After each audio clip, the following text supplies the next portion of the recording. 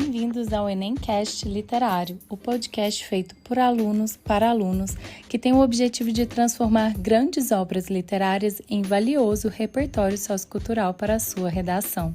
Eu sou a professora Tayane Lima do IFTM e espero que esse nosso projeto de extensão ajude você na sua jornada literária rumo ao sucesso no Enem.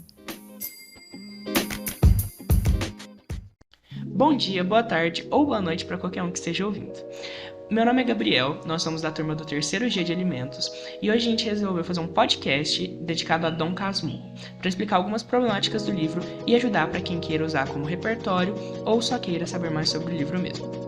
O meu nome é Gabriel, como eu tinha dito, e o meu tema vai ser em relação à introdução do livro e uma contextualização geral. Olá pessoal, tudo bom? Eu sou a Vitória e eu vou falar um pouco sobre a vida do autor e quem ele foi e falar um pouquinho sobre o livro. E eu sou a Stephanie e eu vou falar um pouco sobre os personagens e as características deles.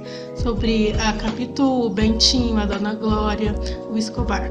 Oi, eu sou a Ellen e eu vou dar uma introdução sobre a problemática do Bentinho com a religiosidade. Oi, meu nome é Sofia. Oi, eu sou a Melry e nós vamos falar sobre a problemática da religiosidade. O nosso livro designado foi Dom Casmurro, escrito por Machado de Assis. Um dos livros mais famosos clássicos brasileiros retrata a história de Dom Casmurro, um rapaz que, na sua adolescência, se apaixona por uma bela moça chamada Capitu. Porém, o grande questionamento do livro, e o que acerca a vida dos leitores e dos conspiracionistas brasileiros até hoje, é o grande questionamento: traiu ou não traiu? Porém, o livro também tem outras problemáticas e outras questões que devem e precisam ser abordadas, como por exemplo a questão da religiosidade, que não só no livro, como na vida real, afeta a vida de milhares de jovens e pessoas brasileiras no geral. Em específico, como a religiosidade afeta as relações interpessoais. Olá pessoal, eu sou a Vitória e eu vou falar um pouco sobre quem foi Machado de Assis, quem foi esse grande homem da história literária. Bom, Machado de Assis, de 1839 a 1902, que ele viveu nesse tempo todo, foi um escritor brasileiro, um dos nomes mais importantes da literatura brasileira do século XIX. Destacou-se principalmente no romance e no conto, embora tenha escrito crônicas, poesias, críticas literárias e peças de teatro. Machado de Assis teve uma carreira literária interrupta e produziu de 1855 a 1908. E escreveu poesias, romances, contos, crônicas, críticas e peças de teatro. O ponto final de sua produção literária é o romance. Bom, e agora eu vou falar um pouquinho sobre o seu famoso livro, que vai ser o nosso tema, que foi Dom Casmurro. É considerado um ponto culminante de sua ficção. O tema da obra é o adultério relatado pelo próprio marido traído. O romance é narrado na primeira pessoa do singular, começando com a amizade infantil entre Bentinho e Capitu, onde são os personagens principais.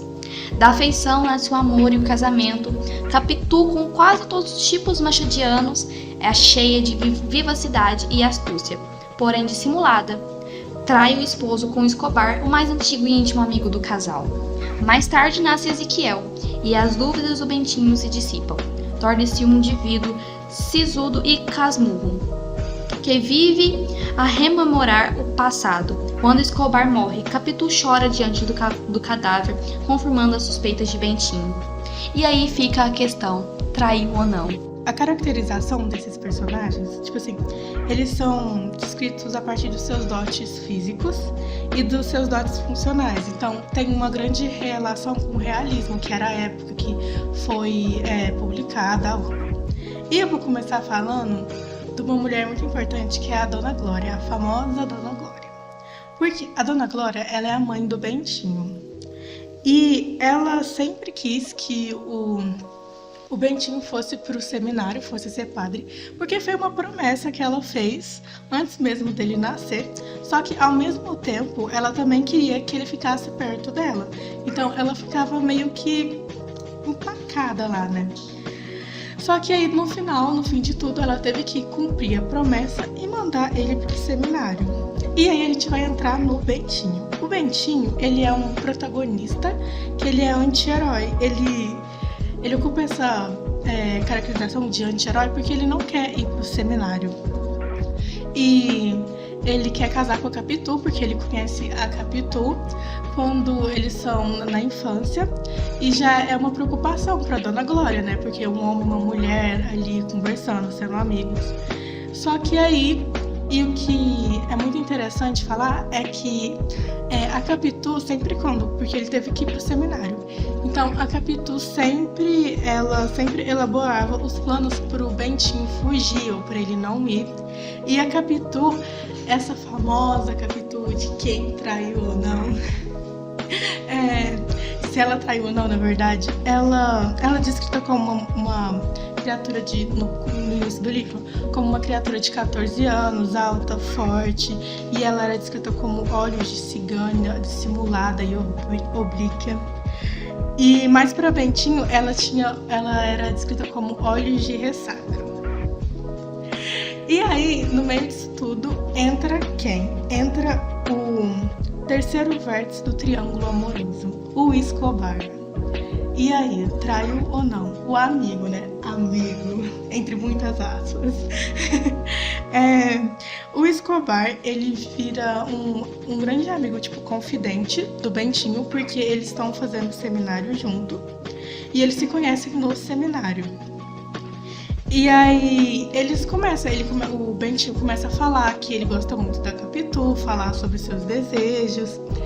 E aí, o Escobar também deixa o seminário com o Bentinho, e ele ainda consegue enriquecer o comércio com a ajuda da Dona Glória no empréstimo.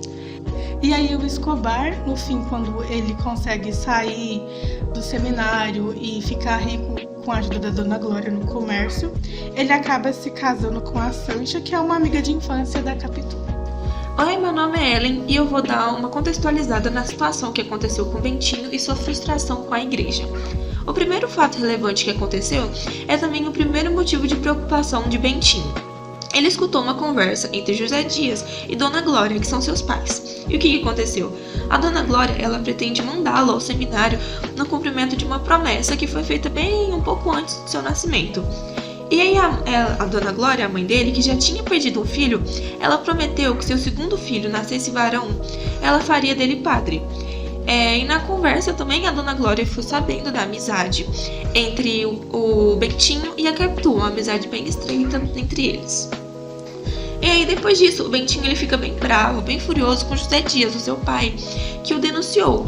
E expõe também a situação, a Capitu, que ouve ele com atenção e começa a arquitetar, a bolar uma maneira de Bentinho escapar desse seminário. Mas infelizmente todos os seus planos fracassam. E depois disso, o garoto, como não tem mais nada a fazer, ele segue pro seminário. Mas antes de partir, ele sela com um beijo de Capitu a promessa de que se casaria com ela. Já no seminário, o Bentinho conhece Ezequiel de Souza Escobar, que se torna seu melhor amigo. Em uma visita à sua família, Bentinho leva Escobar e Capitu o conhece. Enquanto Bentinho estuda para se tornar padre, Capitu estreita relações com Dona Glória, que passa a ver com bons olhos a relação do filho com a garota. Então, como Dona Glória ainda não sabe, como resolver o problema da promessa, então ela pensa em consultar o Papa. E Escobar é quem encontra a solução para esse problema. O que eles iam fazer? Eles iam falar que a mãe, em desespero, prometeu a Deus um sacerdote que não precisava necessariamente ser Bentinho. Então, para resolver essa situação, no lugar de Bentinho, um escravo é enviado no seminário e ordena-se padre.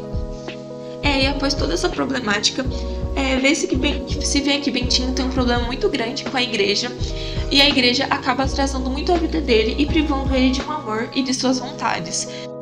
Puxando o que a Ellen falou, isso acontece muito no dia a dia, porque a religião mexe muito com a cabeça das pessoas em relação a isso.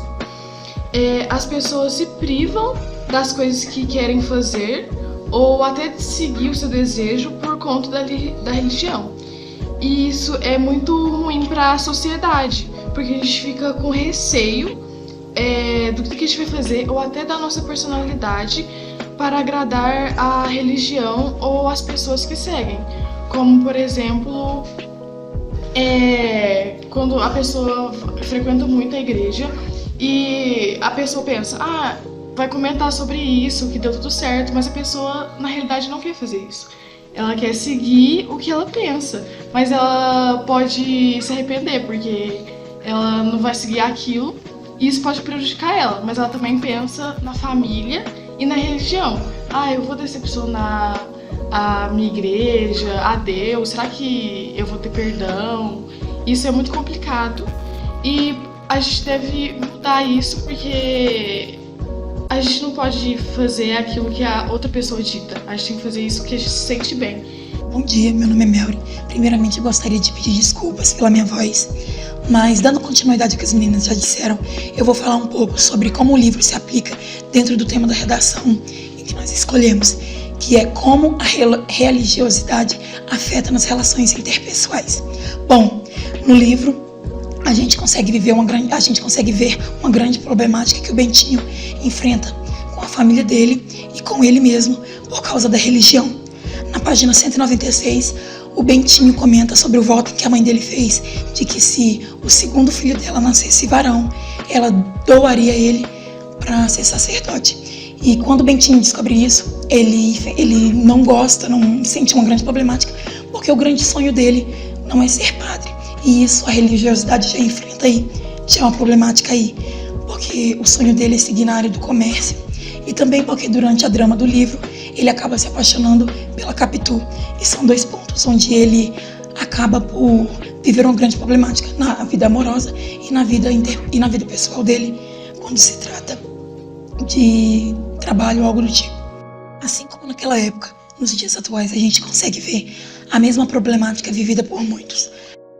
Como exemplo pessoal, eu, a minha vida inteira, vivi em uma determinada religião, onde eu só tinha olhos para essa religião.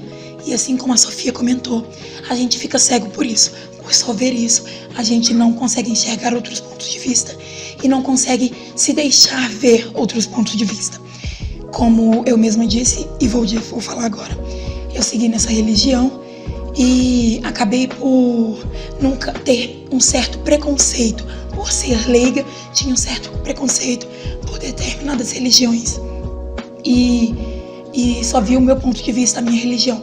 Vi as outras religiões como errada e achava que aquilo era errado. E se eu fizesse o mesmo, eu seria vista como errada pela sociedade da minha igreja, pelas pessoas da minha família. E é assim que é visto mesmo. A religiosidade influencia na vida de diversas pessoas, como foi dito pela Melry, inclusive crianças e adolescentes. Em diversas escolas, favelas e lugares no geral, crianças sofrem bullying e exclusão social por estarem em certas religiões, como, por exemplo, crianças que fazem parte do candomblé. A partir de certo momento nessa religião, dependendo de qual caminho você seguir, você tem que raspar a sua cabeça. E isso, para crianças e adolescentes, não é visto de forma benéfica de forma nenhuma. Então as crianças sofrem exclusão, bullying, além de diversos outros tipos de comentários em relação à intolerância religiosa. Então, não só afeta as pessoas que estão dentro da religião e são forçadas ou obrigadas a seguir aquilo, mas também outras pessoas de fora que sofrem com as consequências de um país que tem o cristianismo tão enraizado assim. Por conta da colonização no Brasil, o cristianismo ele faz parte da nossa cultura brasileira e ficou enraizado até nos dias de hoje. E a gente não está focando no cristianismo, mas ele vai além da igreja. Então, por conta disso, a gente deve respeitar as outras religiões, que também são muito importantes na nossa cultura brasileira.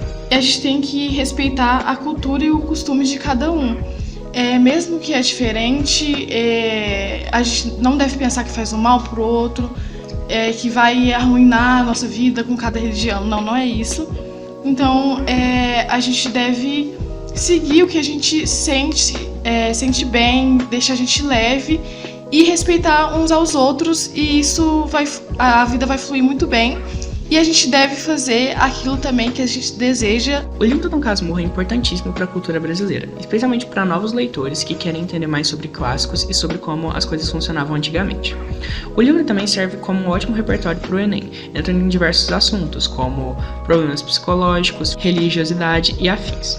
Essas foram as temáticas e problemáticas abordadas no livro, e a gente espera que todo mundo tenha entendido e gostado.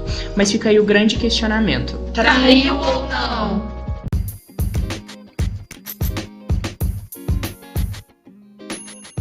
E assim chegamos ao fim de mais um episódio inspirador do Enemcast Literário.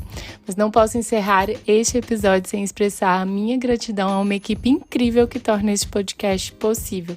Um agradecimento a Rafaela Lima, ao Gabriel Martins, a Larissa Elias, ao Pedro Henrique Silva e a Ana Carolina Bessa, e a todos os alunos que se juntaram a nós com suas discussões apaixonadas e insights valiosos.